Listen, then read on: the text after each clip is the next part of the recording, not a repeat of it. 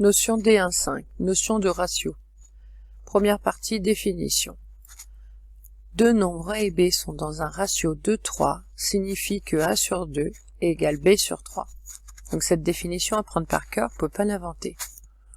Conséquence, si A et B sont dans un ratio 2:3, on a aussi A sur B qui est égal à 2/3, ou encore A qui est égal à 2/3 fois B.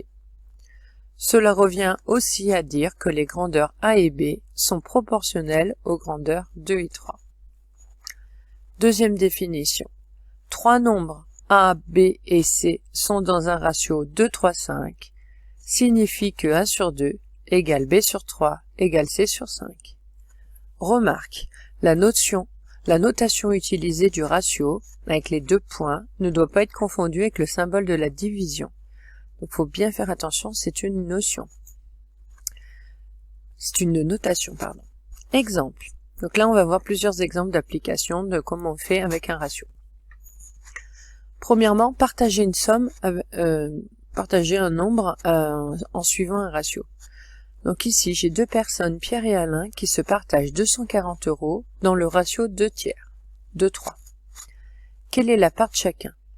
Donc ici, quand on est dans le ratio 2:3, ça signifie pas que chacun a la même somme d'argent.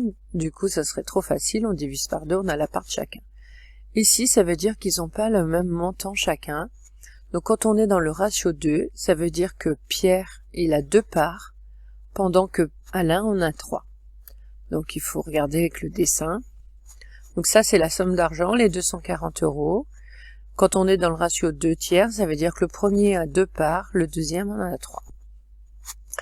Alors maintenant, comment je vais pouvoir rédiger, parce qu'il va falloir rédiger, expliquer mon résultat.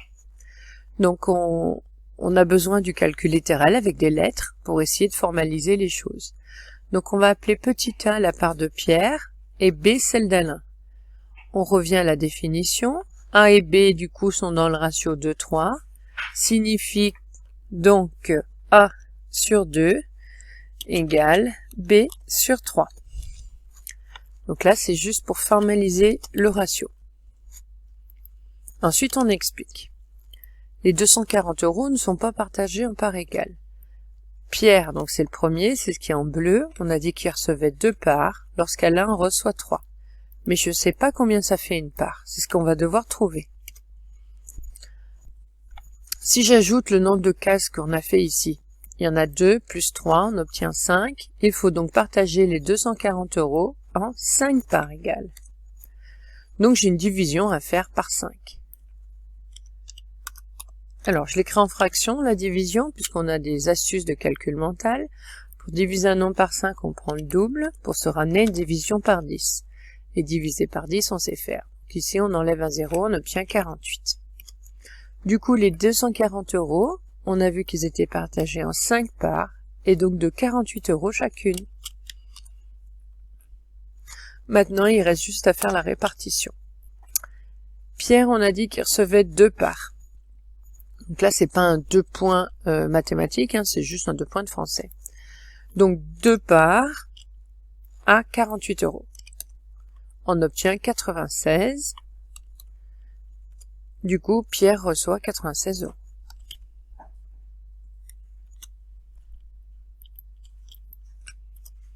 Alain. On a vu qu'Alain, il recevait 3 lui. Donc on fait le calcul, 3 fois 48.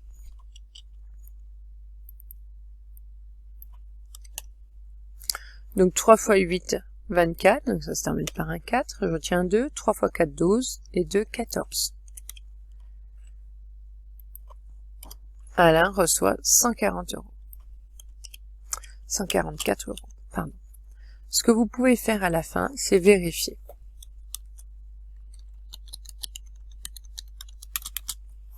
« 96 plus 144 égale, donc 6 et 4, 10, donc 0, je retiens 1, 9 et 4, 13, plus la retenue, 4, et donc on a une retenue, ça fait 240. On retrouve la somme de départ, les 240 €, donc c'est cohérent. Remarque, le ratio 2-3 peut aussi s'écrire 96-144, 6-9, 4-6. Il suffit de faire de la proportionnalité entre les deux nombres. Donc si je multiplie le 2 par 2, je multiplie le 3 également par 2. On obtient des ratios équivalents. Exemple d'application. Les formats d'images en anglais s'appellent ratio. Donc utilise la notion mathématique de ratio. C'est le rapport entre la largeur et la hauteur d'un écran. Dans le cas du format d'image, la notation standardisée est 4-3, mais c'est vrai que dans le langage usuel, on dit 4/3. On devrait dire 4-3. Exemple, j'ai un écran qui a un format 4:3, la hauteur de l'écran est de 33 cm, quelle est sa largeur? Alors si je fais le dessin, ça veut dire, donc là il faut faire attention, quand on vous donne un ratio, les nombres ils ont un certain ordre par rapport aux mots, donc il faut vraiment faire attention.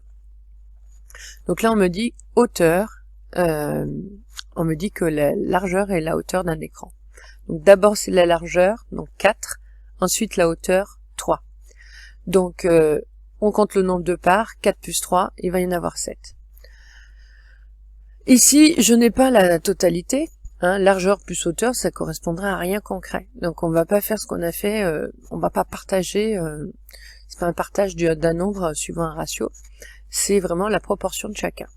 Donc je formalise, j'appelle toujours petit a le premier, donc la largeur, petit b la deuxième, donc a et b sont dans le ratio 4:3.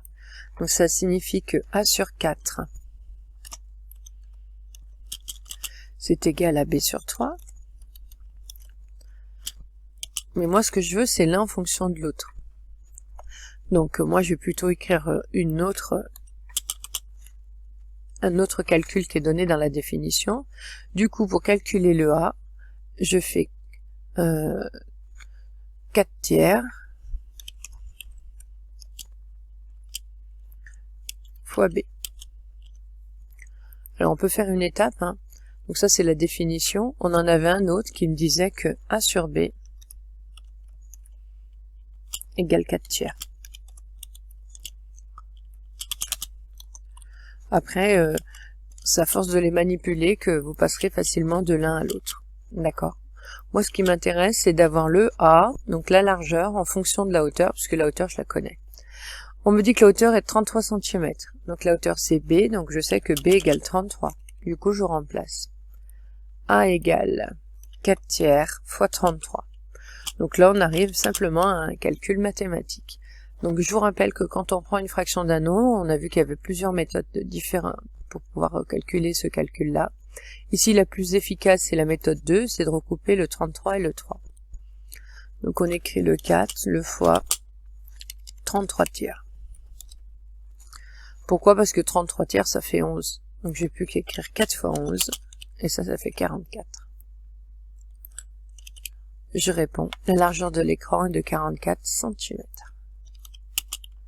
Voilà un exemple d'application du ratio, donc avec la taille d'un écran. Petit b, dosage du béton. Pour remplir une bétonnière, on utilise souvent le ratio suivant, 1 volume de ciment, 2 volumes de sable et 3 de gravier. Les quantités de ciment, sable et gravier sont donc dans le ratio 1:3. Je souhaite obtenir 12 mètres cubes de béton sur une terrasse. Bien sûr, il faut rajouter aussi de l'eau. Quelle quantité de ciment, de sable et de gravier dois-je prévoir? Donc ici, on va formaliser. Donc j'ai 3 nombres que je cherche. Je veux du ciment, du sable et du gravier. On dit qu'ils sont dans le ratio 1:3. Donc je vais appeler A le premier, soit A. Donc c'est le volume.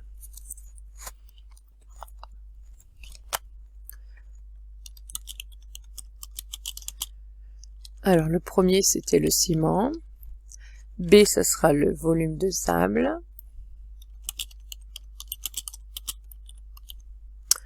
Et C le volume de gravier. On me dit qu'A et C sont dans le ratio 1:3, donc je vais avoir A sur 1 qui est égal à B sur 2 qui est égal à C sur 3. Je calcule mes dénominateurs. 1 plus 2 plus 3, ça fait 6. Il faut partager donc les 12 mètres cubes de béton en 6 volumes égaux. On en mettra 1 pour le ciment, 2 pour le sable et 3 pour le gravier. Alors on a dit qu'il fallait partager les 12 mètres cubes en 6. Donc je fais le calcul, 12 partagé en 6. On obtient 2. Les 12 mètres cubes de béton sont partagés donc en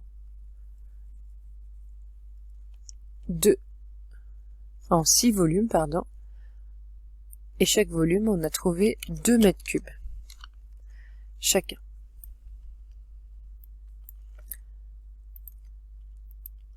Alors maintenant qu'on a le volume de chacun, on n'a plus qu'à répartir. On a dit qu'il fallait un volume de ciment. Donc le calcul, c'est 1 fois 2. On obtient 2. C'est facile. Il faut donc 2 mètres cubes de ciment.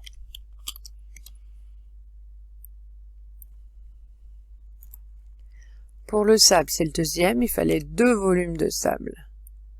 Donc 2 fois 2 mètres cubes. On obtient 4. Donc il faut 4 mètres cubes de sable.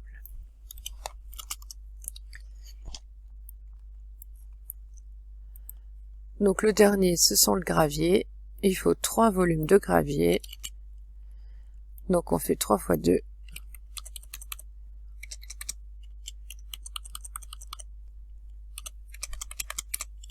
Égale 6. Donc il faut 6 mètres cubes de gravier. On vérifie à la fin.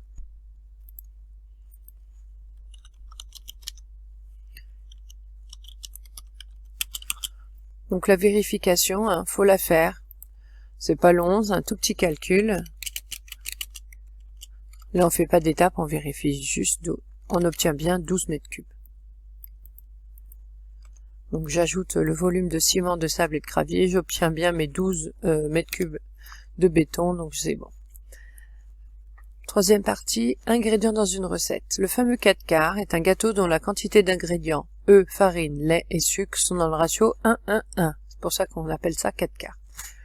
Plus globalement, le problème de recettes peuvent souvent s'exprimer en langage de ratio. Par exemple, pour une pâte à crêpes, s'il faut 300 g de farine, 3 œufs, 75 centilitres de lait pour 3 personnes, on doit pouvoir dire que le nombre de personnes, la farine, les œufs et le lait, avec la bonne unité, sont dans un ratio 3, 300, 3, 75. Si je divise par 3 chacun des nombres, on obtient le ratio 1, 100, 1, 25. Il faut juste faire attention aux unités qui doivent être données, bien sûr, et l'ordre des ingrédients. Alors, moi, j'ai pas une grosse recette à faire, c'est simplement de la vinaigrette. Donc, j'ai 500 ml à réaliser, et on me dit que c'est dans la quantité d'huile et de vinaigre sont dans le ratio 3 à 1. Donc le premier, ça va être le volume d'huile.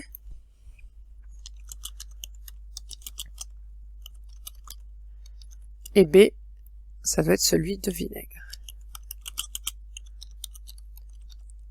A et B sont dans le ratio 3 à 1, donc A sur 3 égale B sur 1. J'ajoute les dénominateurs, 3 plus 1 égale 4, donc il faut partager les 500 ml en 4 parts égales. Donc on en a 3 parts pour l'huile et 1 part pour le vinaigre. On me dit qu'il faut partager 500 en 4. Je le fais. Pour diviser un nombre par 4, on prend la moitié de la moitié. Donc je prends la moitié de 250 et on obtient 125. Du coup, les 500 ml sont partagés, on a dit en 4 parts de 125 ml. Maintenant, il va rester juste à répartir. Alors, on a dit que pour l'huile, il y avait 3 parts. Donc, la part, comme elle fait 125, on fait 3 fois 125. On obtient 375. Donc, il faut 375 ml d'huile. Ensuite, pour le vinaigre, il y a 1 part. Donc, 1 fois 125. On obtient bien sûr 125. Et donc il faut 125 millilitres de vinaigre. Il suffit de vérifier maintenant.